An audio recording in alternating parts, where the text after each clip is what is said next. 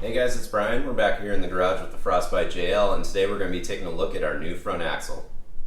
Alright guys, so this video is going to be a quick update on our new front axle that we're going to install in the Jeep. We did add a truss recently, and we're also going to be putting some other parts, protection, whatnot, updated steering. So let's go ahead and take a look.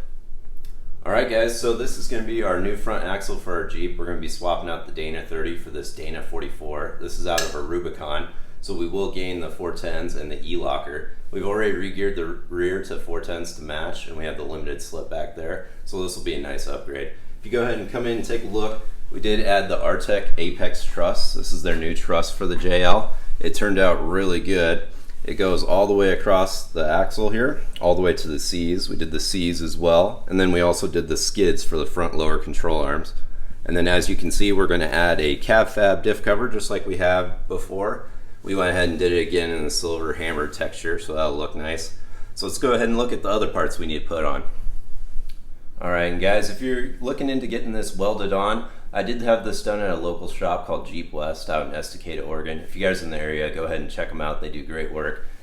But one thing you want to keep in mind is this FAD section. This is cast, so you do have to heat it up quite a bit to get the weld on here. He did have to go over it twice to get the weld to stick. So just one thing to keep in mind. Also, you'll want to do that as well on the differential housing.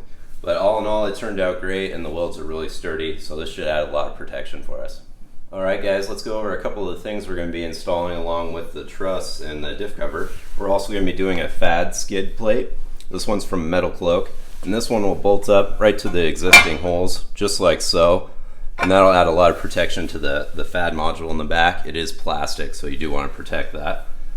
Then also we got the Mopar wiring harness. This is going to be the genuine Mopar part. This is going to plug straight into the factory housing here, and then I'm going to wire this up to my auxiliary switches in the dash. That'll give us a good access for the E-locker. And then also I did buy some extended brake lines. These are new from Evo. They're for a 2.5 to 5 inch lift. They are braided. So I might install those. I don't know if I need them or not, but it'll be a good upgrade if we do. Alright, let's go ahead and take a look at the rest of the parts. Alright guys, along with all the other stuff we're going to be adding to this axle, we're also going to be upgrading the steering. This is going to be Synergy's HD steering. We do have a drag link and a tie rod, and we're also going to be doing the steering stabilizer flip kit. This will bolt right onto the tie rod, and it'll actually move the stabilizer up onto the top, so it'll get it out of harm's way.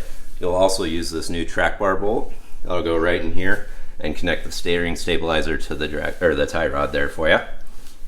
Alright, so guys, one of the reasons why we're upgrading the steering, besides the performance with the 1-ton rod ends and the thicker tubing, we also have a wider axle now with the Rubicon axle. It's about 1.5 inches wider than the factory one, so we can't reuse our factory steering.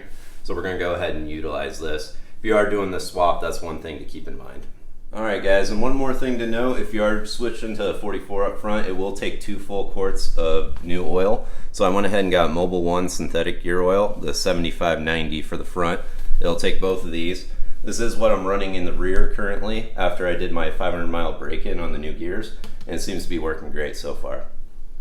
Alright guys, that's going to do it for my quick update on my new front axle. I am pretty happy with how the truss turned out, and I'm excited to get this steering installed as well. This should be a great upgrade for the Jeep, give us a lot of strength and function up front, and should pair well with the 410s and the limited slip in the rear. If you guys want to go ahead and subscribe and follow along, we're going to be doing a whole build series on these, and don't forget to like the video.